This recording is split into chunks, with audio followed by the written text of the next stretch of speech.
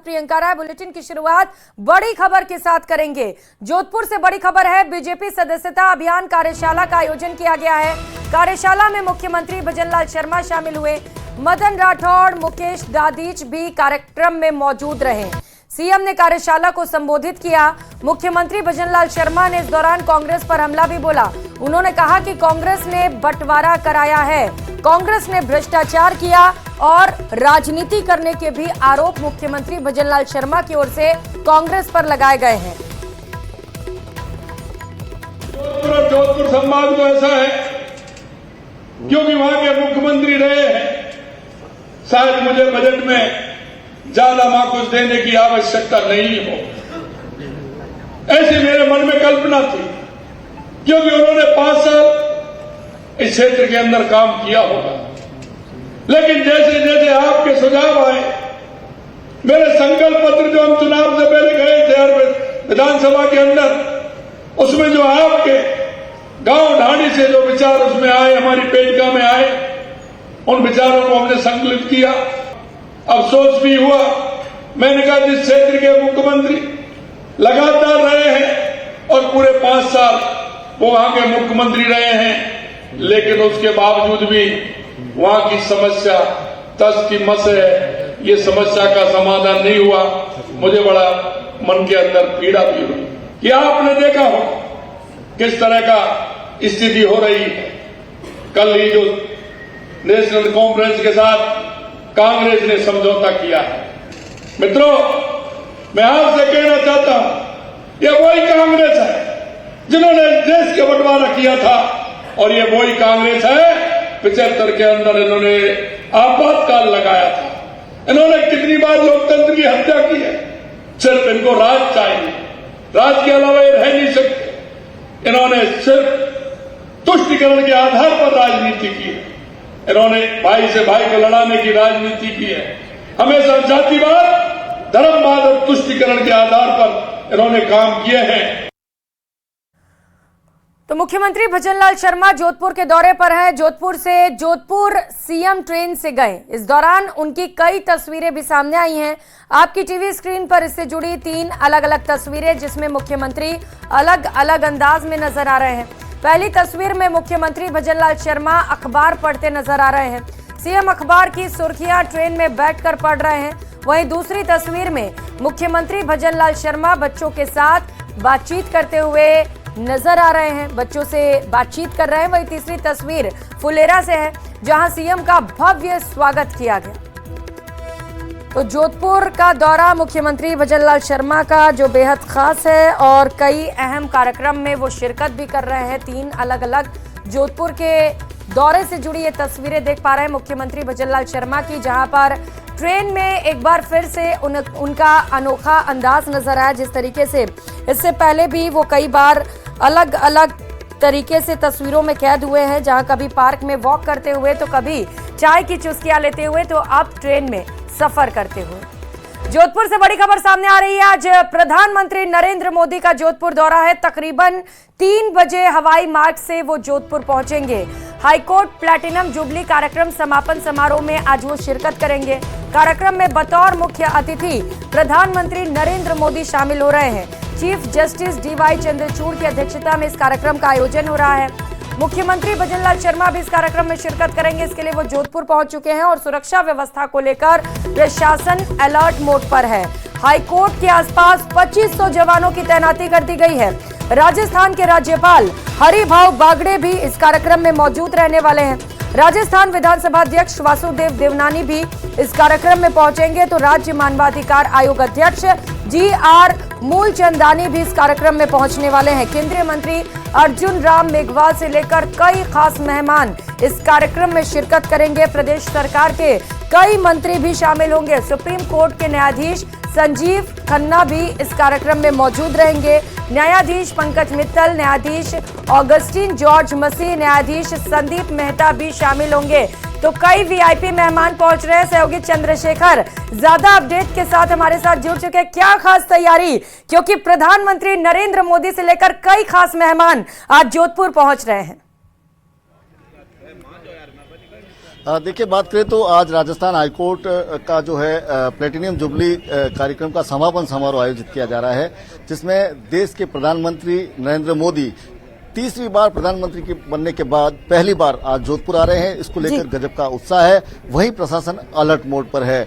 बात करें तो करीब 3 बजे हवाई मार्ग से वो जोधपुर पहुंचेंगे, जिसके बाद सड़क मार्ग से जो है राजस्थान उच्च न्यायालय परिसर में आयोजित कार्यक्रम में शिरकत करने जाएंगे। इस दौरान झालामण चौराहे पर जो है भारतीय जनता पार्टी के कार्यकर्ता और पदाधिकारी उनका भव्य स्वागत करेंगे। और बात करें तो आज जोधपुर में वीआईपी वीवीआईपी मूवमेंट जो है लगातार कल से जो है बना हुआ है। लगातार जो है मेहमानों के आने का सिलसिला जारी है।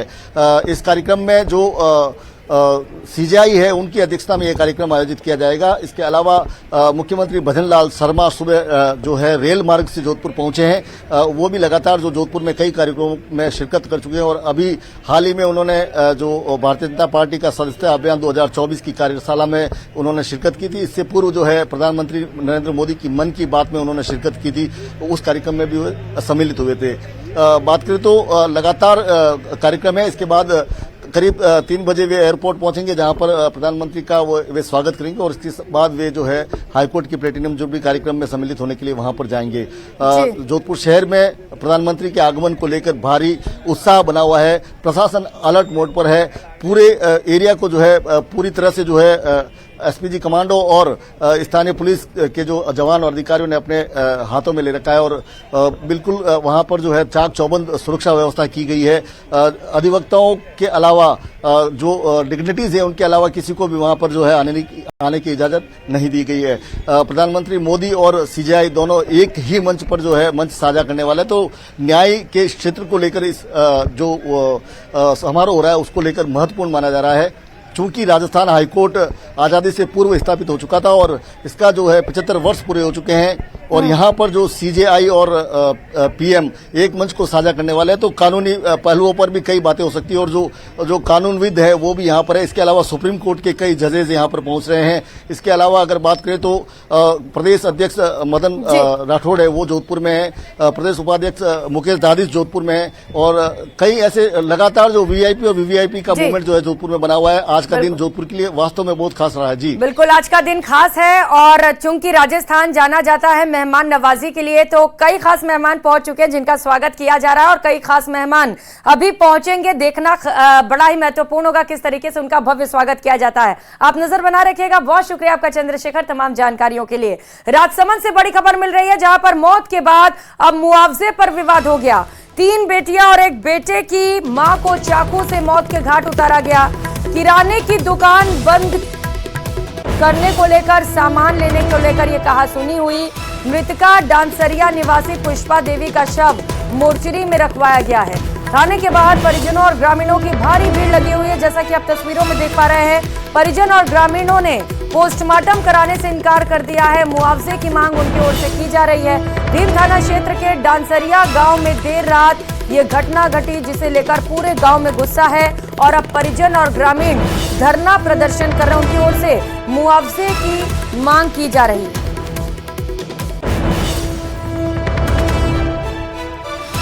तो राजसमंद से इस वक्त की ये बड़ी खबर आपको बता रहे हैं, जहां पर मौत के बाद मुआवजे की मांग की जा रही है और इसे लेकर धरना प्रदर्शन किया जा रहा है। 3 बेटियां और एक बेटे की मां बताई जा रही है, जिसे चाकू से मौत के घाट उतार दिया गया। बताया जाए कि किराने की दुकान बंद हो गई थी और वहीं पर सामान लेने के लिए महिला गई हुई थी, जिसे लेकर कहासुनी हो गई और कहासुनी के बाद महिला पर हमला कर दिया गया। थाने के बाहर से ये तस्वीरें आप देख पा रहे हैं, जहां पर परिजन और ग्रामीणों की भारी भीड़ है। अगली खबर झुंझुनू से है, जहां पचेरी कला पुलिस ने दुष्कर्म का मामला दर्ज कराकर लोगों से रुपए ऐंठने वाली गैंग की 2 महिलाओं को गिरफ्तार किया। पुलिस ने गिरफ्तार की गई दोनों महिलाओं में 6 मामले दुष्कर्म के दर्ज करा रखे हैं। नारनौल और बहरोड की रहने वाली इन 2 महिलाओं को गिरफ्तार किया गया है। इन्होंने पचेरी कला थाना इलाके में एक व्यक्ति के खिलाफ हनी ट्रैप मामले में 7 लाख रुपए की डिमांड कर रखी थी। 20 अगस्त को इन दोनों महिलाओं को पचेरी कला थाने में एक इलाके में एक व्यक्ति के खिलाफ दुष्कर्म का मामला दर्ज कराया गया था। इस संबंध में पीड़ित व्यक्ति ने पचेरी कला थाना पुलिस को शिकायत की। शिकायत में बताया गया कि 15 दिन पहले उसके मोबाइल पर फोन आया। महिला ने नौकरी मांगी थी, जिसे पीड़ित ने मना कर दिया। महिला ने 19 अगस्त को रिश्तेदारों को फोन कर बताया कि दुष्कर्म का मामला दर्ज करा दिया है। इसमें राजीनामा करने के लिए रुपए की मांग की गई। फिलहाल पुलिस इस गिरोह से जुड़े अन्य लोगों के बारे में पूछताछ में जुटी है। एटीएम पार कर लिया गया। एटीएम मशीन उखाड़कर लुटेरे अपने साथ ले गए हैं। गागाड़ी गांव क्षेत्र की यह घटना है। देर रात बदमाशों ने इस घटना को अंजाम दिया। सूचना के बाद अब पुलिस मौके पर पहुंची हुई है। तस्वीरें देख पा रहे हैं जहां पर एटीएम से रुपए नहीं निकाले गए, बल्कि जो बदमाश थे वो पूरा का पूरा एटीएम ही उखाड़ कर ले गए हैं। तकरीबन 6 लाख रुपए एटीएम में होने की बात कही जा रही है, लेकिन अंदाजा लगाइए बदमाश किस कदर बेखौफ है, जो पूरा का पूरा एटीएम ही उखाड़ कर ले जाते हैं। एसबीआई बैंक का ये एटीएम बताया जा रहा है। अब सवाल यह है कि क्या एटीएम के पास कोई भी सुरक्षा के लिए गार्ड नहीं था? सीसीटीवी कैमरे क्या काम कर रहे हैं? क्योंकि अभी फुटेज आए हैं या नहीं, इसे लेकर भी कोई पुख्ता अपडेट नहीं है। तो सुरक्षा को लेकर सवाल खड़े हो रहे हैं। एटीएम की सुरक्षा को लेकर आखिरकार गार्ड क्यों नहीं तैनात था? मौज मस्ती और घूमने के शौक को पूरा करने के लिए घर का काम करने वाले एक नौकर ने मालिक के घर में ही हाथ साफ करना शुरू कर दिया। उसने 10 महीनों के दौरान घर से 60 लाख रुपए के गहने गायब कर लिए। इन्हीं चोरी के गहनों से उसने लोन तक ले डाला, लेकिन उसकी कारस्तानी का जब घर वालों को पता चला तो उन्होंने पुलिस से शिकायत की। पुलिस ने उसे गिरफ्तार कर लिया। ये रिपोर्ट देखिए।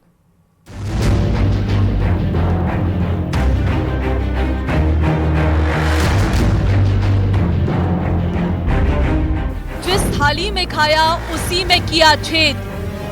नौकर ने घर में किया हाथ साफ। 10 महीने में 60 लाख की चोरी। मौज मस्ती के लिए की चोरी। चोरी के गहनों पर लिया लोन। सरदारपुरा में नेहरू पार्क के पास रहने वाले कारोबारी प्रशांत और उसके घर वालों के साथ उसके नौकर ने धोखाधड़ी कर दी। उसने पिछले 10 महीने के दौरान घर में रखे 60 लाख रुपए के गहनों पर धीरे धीरे हाथ साफ कर दिया। घर वालों को चोरी का पता तब चला जब प्रशांत की पत्नी ने रक्षाबंधन पर जेवरात पहनने के लिए अलमारी का लॉकर खोला तो उसके होश उड़ गए, क्योंकि सारे जेवरात गायब हो चुके थे। व्यापारी की शिकायत पर जब पुलिस ने नौकर से पूछताछ की तो उसने अपना जुर्म कबूल लिया। उसने बताया कि चोरी की गई ज्वेलरी को गिरवी रखकर उस पर लोन उठा लिया। हमारे थाने पर एक नेहरू पार्क से निवासी ने एक मुकदमा दर्ज करवाया है, जिसमें उसके घर में 8-10 महीने पहले चोरी हुआ था, लेकिन घर में इधर उधर होने के अंदाज से उन्होंने आपस में घर में कलह नहीं हो इसलिए मुकदमा दर्ज नहीं करवाया। जिसके बाद अभी 4-5 दिन पहले उनके घर से कुछ जेवरात चोरी हुआ, जिस पर उनको उनके नौकर पर संदेह हुआ। वो नौकर इनके घर पे करीब 4-5 साल से काम कर रहा था। फिर उन्होंने उससे पूछताछ की तो उसने कुछ अंदेशा जाहिर हुआ कि इसने चोरी की है, जिस पर उन्होंने मुकदमा दर्ज करवाया। ये उनके अब तक करीब 50 से 60 लाख का जेवरात चोरी किया हुआ है। दरअसल इस चोरी का सिलसिला पिछले साल अक्टूबर से शुरू हुआ था। घर में काम करने वाले नौकर करण जयपाल ने सोने की 2 चेन चोरी कर ली थी, लेकिन घर में किसी तरह का विवाद न हो इसलिए इसकी शिकायत नहीं की गई। इसी बात का फायदा करण जयपाल ने अपनी मौज मस्ती को पूरा करने के लिए उठाया। उसने जनवरी में 50 लाख के जेवर उसने जनवरी में 50 लाख रुपए के जेवर और 15 से 23 जुलाई के बीच सोने की 2 चूड़ी, 3 अंगूठियां और मोतियों के सेट पर हाथ साफ कर दिया। लेकिन राखी वाले दिन जब घर में गहने नहीं मिले तो पुलिस से शिकायत की गई। पुलिस की कड़ाई से पूछताछ में जयपाल ने अपना जुर्म कबूलने के साथ ही उसकी निशानदेही पर चोरी का सामान खरीदने वाले सुनार और 2 लोन देने वाले 2 आरोपियों को भी गिरफ्तार कर लिया। न्यूज़ 18 के लिए जोधपुर से चंद्रशेखर व्यास की न्यूज़।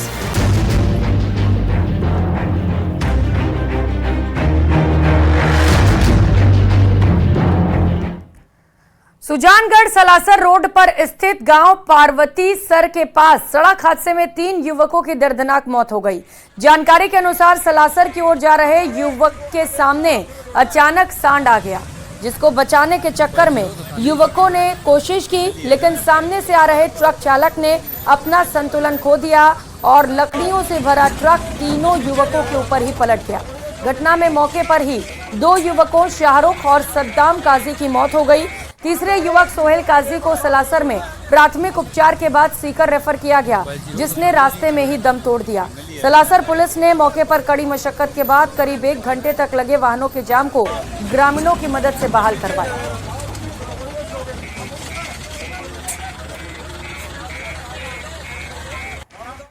अगली खबर टोंक से है, जहां बनास नदी में 3 दिन बाद एसडीआरएफ ने युवक का शव बरामद किया। 3 दिन पहले बाबा रामदेव यात्रा में शामिल युवक नदी में नहाने गया। नदी किनारे युवक के कपड़े मिलने के बाद एसडीआरएफ और बरौनी थाना ने तलाशी अभियान शुरू की। 3 दिन बाद घटनास्थल से करीब 10 किलोमीटर दूर शव मिला। परिजनों ने 2 बार कलेक्ट्रेट पर प्रदर्शन कर रेस्क्यू तेज करने की मांग की। वहीं शव मिलने के बाद प्रशासन ने भी राहत की सांस ली। बता दें कि 3 दिन पहले 25 साल का युवक रामदेव यात्रा में शामिल होने के लिए घर से निकला, बीच नदी में नहाते समय डूब गया। फिलहाल पुलिस ने शव को पोस्टमार्टम के लिए भिजवाया है।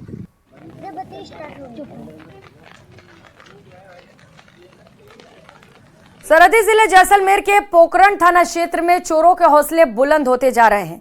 पोखरण के मुख्य सर्किल पर दुकान का शटर तोड़कर 3 चोर अंदर घुसकर गल्ले में रखे नकद चुराकर फरार हो गए। पूरी वारदात सीसीटीवी कैमरे में कैद हो गई है। सुबह आसपास के लोगों ने शटर खुला देखा।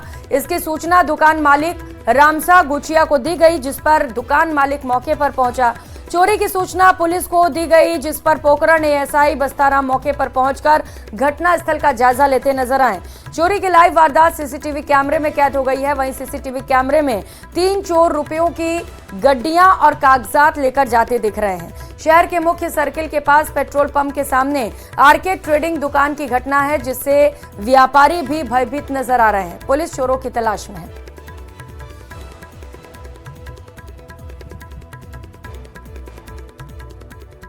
अगली खबर डूंगरपुर से है, जहां पुलिस ने एक शातिर बाइक चोर और चोरी की बाइक खरीदने वाले को गिरफ्तार किया। पुलिस ने आरोपियों के कब्जे से चोरी की 6 बाइक और एक इंजन बरामद किया है। पुलिस आरोपियों से पूछताछ कर रही है। पुलिस के मुताबिक सागवाड़ा क्षेत्र में बाइक चोरी की वारदातें बढ़ रही थी और इसे लेकर एसपी मोनिका सेन के निर्देश पर टीम का गठन कर आरोपियों की तलाश शुरू की गई।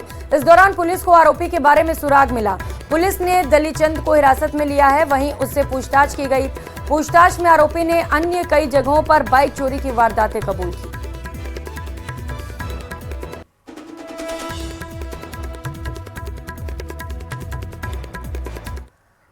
और बुलेटिन में अब बात मौसम की करेंगे। मौसम से जुड़ी इस वक्त ये सबसे बड़ी खबर और सबसे बड़ा अपडेट आपको बता दें, आज प्रदेश भर में बारिश की चेतावनी जारी की गई है। मौसम विभाग ने इसे लेकर अलर्ट जारी किया है। प्रदेश के 4 जिलों में रेड अलर्ट जारी किया गया है। बांसवाड़ा, डूंगरपुर, झालावाड़ और प्रतापगढ़ में रेड अलर्ट है। प्रदेश के 10 जिलों में ऑरेंज अलर्ट जारी किया गया है और 18 जिलों में येलो अलर्ट जारी है। यानी कि अभी मॉनसून भी जारी है, बारिश का दौर भी जारी रहने वाला है और जिस तरीके से बारिश के बाद नदी नाले उफान पर हैं, उससे भी सतर्क रहने की जरूरत है।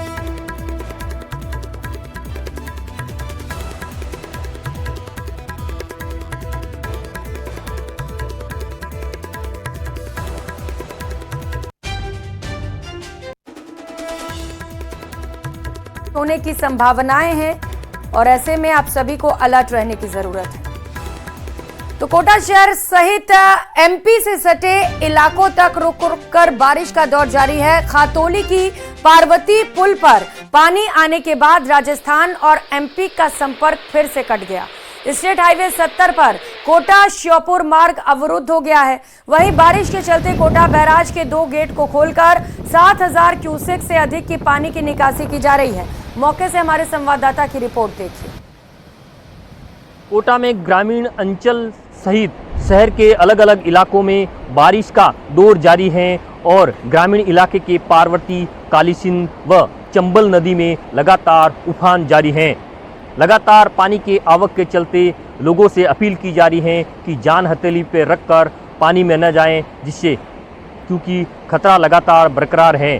कोटा के बैराज पर हम पहुंचे हैं, जहां विहंगम और जो है रोमांचित करने वाला ये दृश्य आप देख सकते हैं। कोटा बैराज का ये खूबसूरत नज़ारा है, जहां आप देख सकते हैं 2 कोटा बैराज के गेट खोलकर 7000 से अधिक क्यूसेक की पानी की निकासी की जा रही है। और इस विहंगम दृश्य को, रोमांचित करने वाले दृश्य को, पानी निकासी के करने के दृश्य को देखने के लिए बड़ी संख्या में लोग यहाँ उमड़ रहे हैं। हालांकि लोगों से अपील की जा रही है कि कोई भी लोग जो है पानी के पास नहीं पहुँचे। मछली पकड़ने वाले लोगों से अपील की जा रही है, क्योंकि लगातार पानी की निकासी के साथ ही खतरा भी यहाँ बढ़ता जा रहा है। हालांकि रिमझिम बारिश का दौर जारी है और शहरवासी इस विहंगम और रोमांचित करने वाले दृश्य को देखने के लिए लगातार उमड़ रहे हैं। और उम्मीद की जा रही है कि जिस हिसाब से पानी लगातार बरस रहा है, हाड़ौती में मेहरबान जो है आसमान हो रहा है, उसके बाद ये कहा जा सकता है कि कई और गेटों को खोलकर अधिक पानी की निकासी की जा सकती है।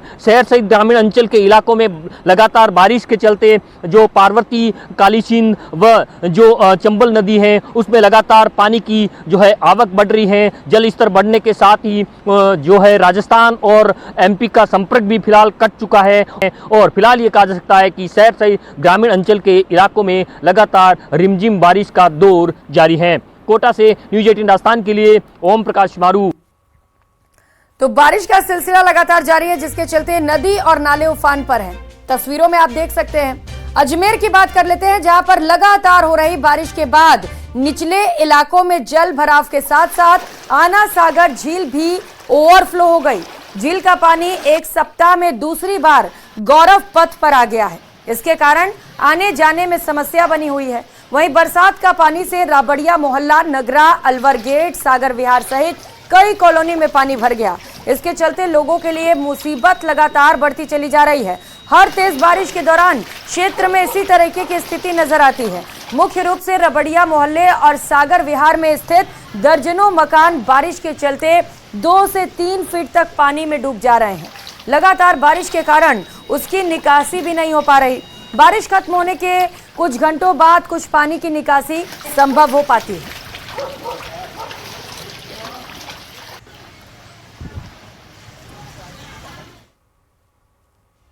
तो मानसून की बेरुखी के चलते चित्तौड़गढ़ जिले में सावन पूरा सूखा निकलने के बाद आज आखिरकार भादवा में इंद्रदेव प्रसन्न हुए। इसके फलस्वरूप अल सवेरे से कभी तेज तो कभी रिमझिम बारिश का दौर शुरू होने से किसानों के चेहरे खिल उठे। वहीं बारिश के चलते शहर की सड़कों पर पानी जमा हो गया। आपको बता दें, हर बार जून से मानसून की बारिश प्रारंभ हो जाती है, लेकिन इस बार सावन के साथ ही अगस्त माह बीतने जा रहा है। लेकिन मानसून की बेरुखी के चलते जिले के अधिकांश बांध, तालाब औसतन से कम पानी होने से खाली पड़े।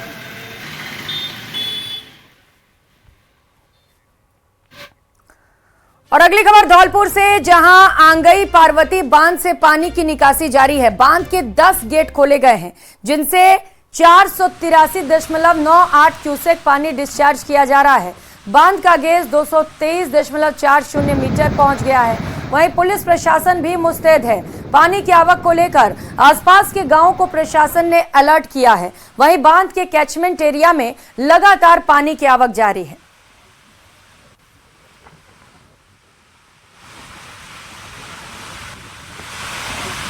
बांध से पानी की निकासी की जा रही है, जिसकी तस्वीरें आप देख पा रहे हैं। हालांकि निचले इलाकों में बाढ़ आने की संभावना बढ़ गई है और ऐसे में निचले इलाकों को प्रशासन की ओर से अलर्ट मोड पर रखा गया है।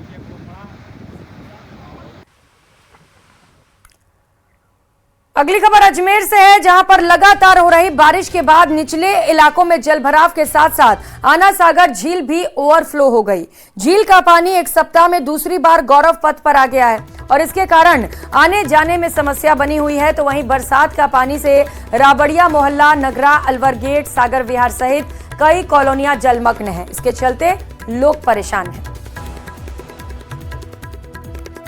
तो हर बारिश के दौरान यही स्थिति बनती है। ऐसे में इसके स्थायी समाधान की मांग की जा रही है। लंबे वक्त से इसकी मांग चली आ रही है। वहीं अजमेर में लगातार हो रही बारिश के बाद कई झील और जलाशय लबालब हो गए हैं। आना सागर झील लबालब होने के बाद पानी सड़कों पर है। लोगों के घरों में भी पानी ही पानी नजर आ रहा है। और फिलहाल यहाँ वक्त से चला एक छोटे से ब्रेक का। आप देखते रहिए प्रदेश का नंबर 1 न्यूज चैनल।